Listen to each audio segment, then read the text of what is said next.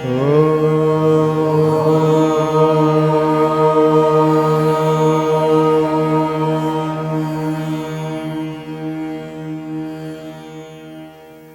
you. What you think, you become. If you think of a stone, you become a stone. If you think of God, you become God. You are able to think of those qualities. It helps you to think of the qualities. And the more you think of those qualities, the more you get it. As you think, so you become. Mana eva manushyanam.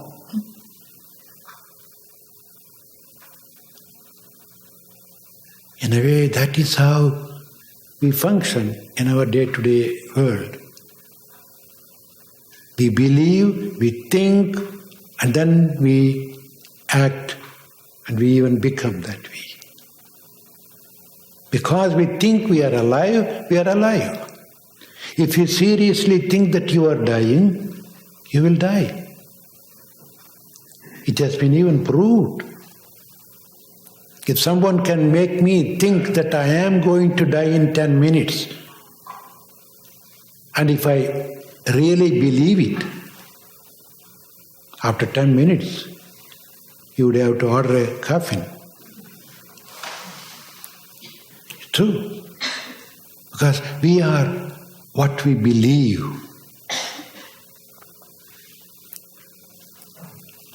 So if you believe that you are a sinner, you are going to be a sinner. You will be a sinner. That's what you believe in. Instead, if you say, oh, I am the child of God, I am the image of God, that's what you would be. Be it so. Amen. I am a sinner. Amen. I am the child of God. Amen.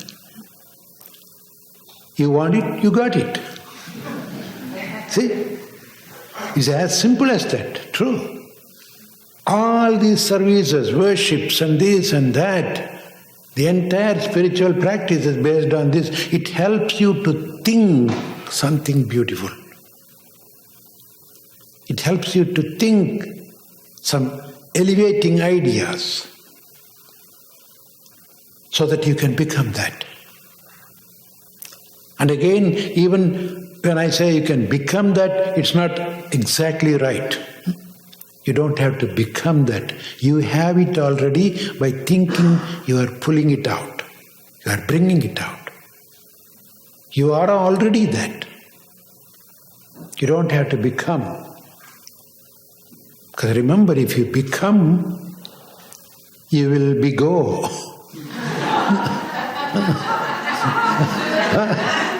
Anything comes will go. Be coming, be going. And then bingo. If you be go. That's what. So all these practice. See, just now we heard Shiva singing, I am that I am, I am that I am, I am that I am.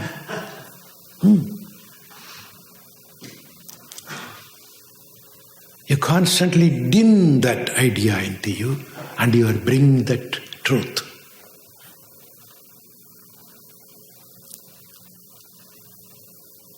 Acharya Shankara, in his beautiful composition called Nirvana Shatkam, he sings this. He begins with Mano Buddhya Hankara Chittani Naham Nacha Srotra Jihve Nacha Grana Netre Nacha Vyoma Bhumir Nathejo Navayu Chidhananda Rupa Shivoham Shivoham. I'm not the mind, I'm not the body, I'm not the senses, I'm not the elements, I'm not any of these things, but I am the Chidhanand, I am the supreme consciousness, I am the supreme bliss, I am Shiva. I am that I am. Self-affirmation.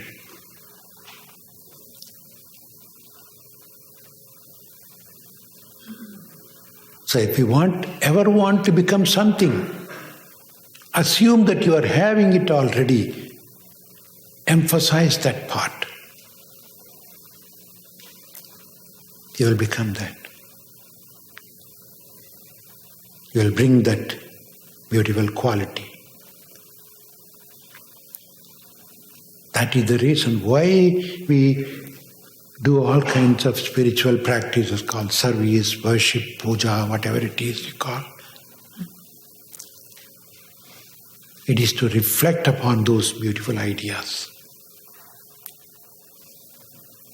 so that we can bring out those qualities from within. If it is not in, it will never be there. So it's all within us. That is our real truth. It has to be brought out. Why? Because in the normal level sense, we seem to be putting different kind of identifications. We are always saying, oh, I am so and so. I am a man, I am a woman. I am this, I am that, I am rich, I am poor, I am American, I am an Indian. Huh? All kinds of identities. Huh? You are limiting yourself. Huh? From the very beginning, you have been in a way hypnotized that way. As soon as you are out, huh? They don't even say a nice baby. He is 8 pounds, 5 ounces. Are you 8 pounds, 5 ounces or your flesh? How insane it is. As soon as the baby is born, you weigh the body consciousness comes in. Why can't we say, a beautiful divine soul has come out? Instead of saying 8 pounds, 5 ounces and 15 inches long, what is it that you are measuring?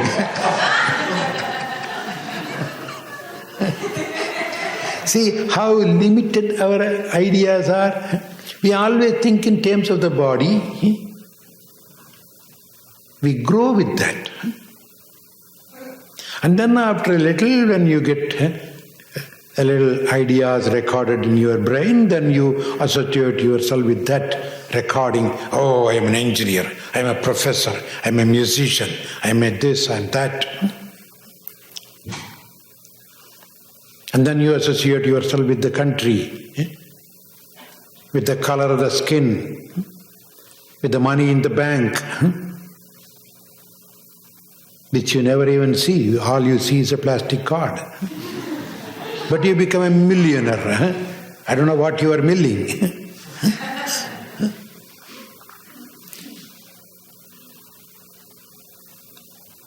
We simply identify ourselves with all these fleeting things, temporary, changing things, limiting ourselves. From the very beginning. So we are that now. Now we have to reverse it. We have to reprogram it. We have to get... You have been programmed that way. So we have to reprogram or deprogramming. Huh? How do they say? Deprogramming? Yeah. And that is what it's all about. You are made to think of lofty ideals. By thinking God, super consciousness. You are thinking of that, you become that.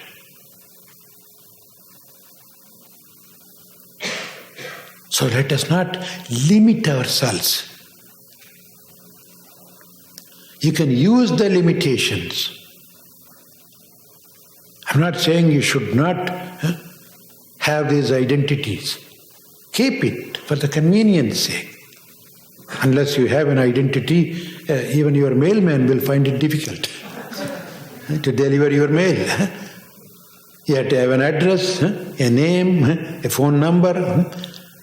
But that's for convenience. But that's not your real personality.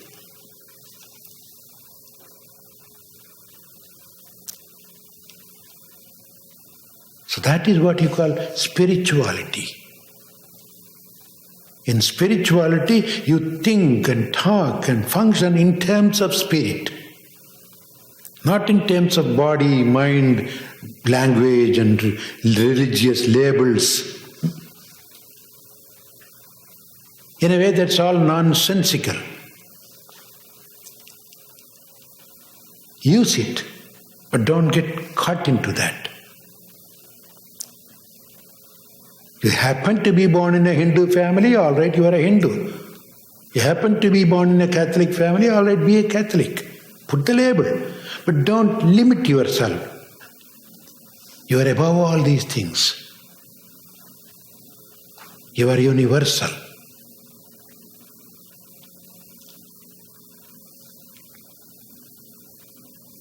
That is what you call spirituality. Spirit has no boundaries.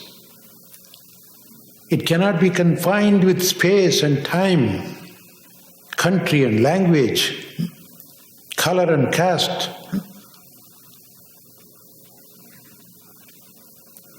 But unfortunately, in the name of spirituality, see, you say, oh, women cannot be ordained, only men. What are we talking about? What makes a man and woman? Spirit? Is there a different spirit in man's body and woman's body? Man and woman is nothing but the difference in bundle of flesh.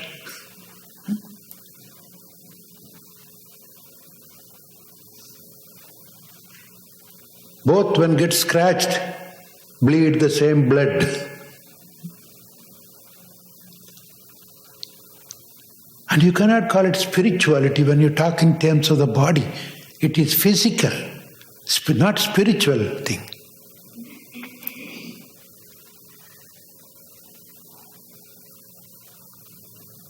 So all these things, only when you raise above all these things,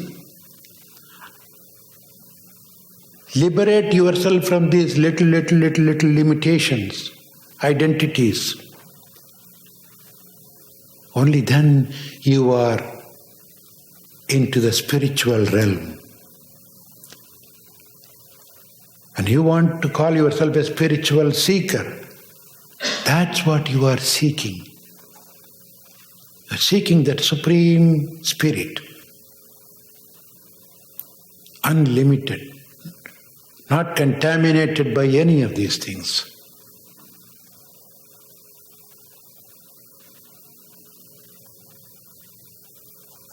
Otherwise, we are not really seekers. We are seekers. Yes. By limiting ourselves, we fall sick.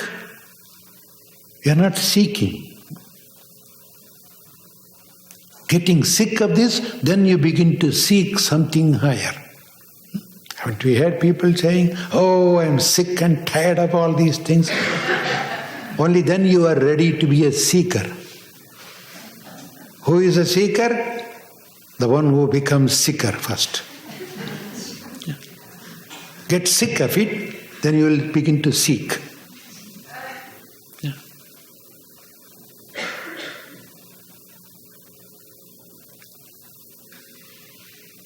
So if you really feel that you are really sick and tired in 1987, stop there and let 88 be a seeker.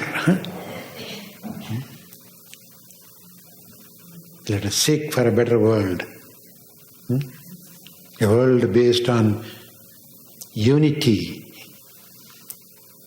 universality. Need not be uniformity.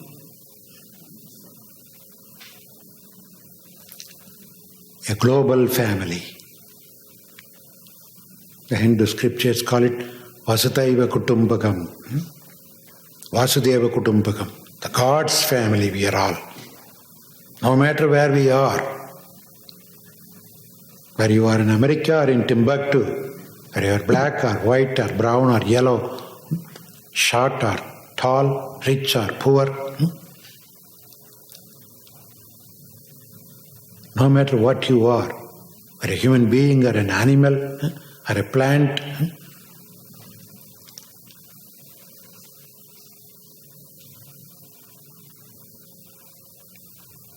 we are all one family.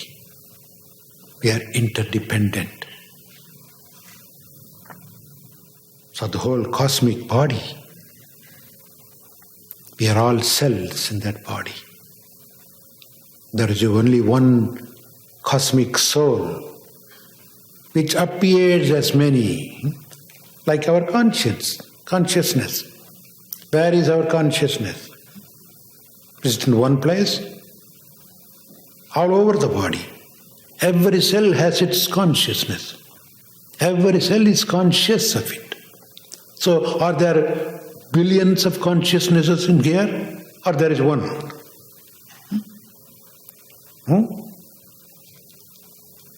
There is one consciousness. But it pervades the whole body from head to foot. Every cell. Likewise, there is one super consciousness, Supreme God, Ishvara, the Almighty. That Almighty is omnipresent in every cell, and we are all that cells.